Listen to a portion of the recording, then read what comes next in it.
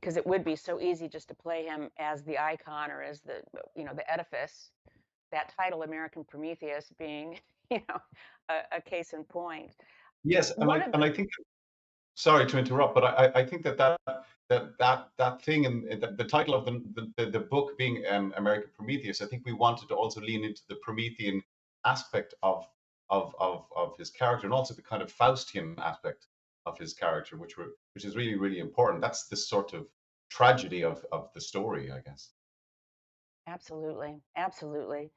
Um, so many great sort of chamber pieces within this grand vision.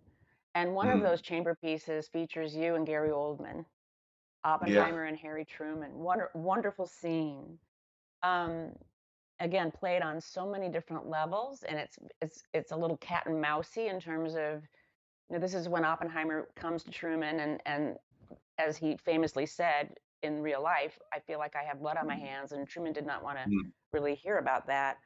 Um, do you, ag- again, it could be interpreted on a couple of different levels when Truman says, that's not your problem, that's it's not the man who invented the bomb that they'll remember, it's the man who dropped it, meaning Yeah. me, was that, you can kind of, I sort of saw it two ways. One is him saying, not so fast, buddy, it's, I get the credit and the blame, but also the credit.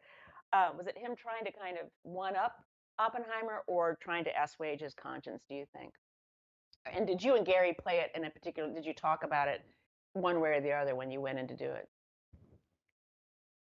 Well, first of all, it was one of my favorite days on set, working with Gary, who was one of my all-time acting heroes. Who I worked with very briefly on one of the Batman movies. I can't recall which one, but I definitely worked with him before.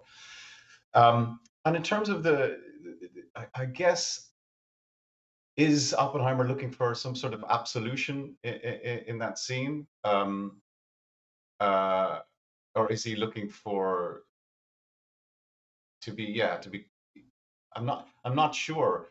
I think it's nice that it's sort of ambiguous, But I do think it's certainly a turning point in his story in how he dealt with his legacy, if you like, and how he moved forward in dealing with the development of the hydrogen bomb and his whole attitude towards nuclear proliferation. I do think that's a very key scene in his development and in his story.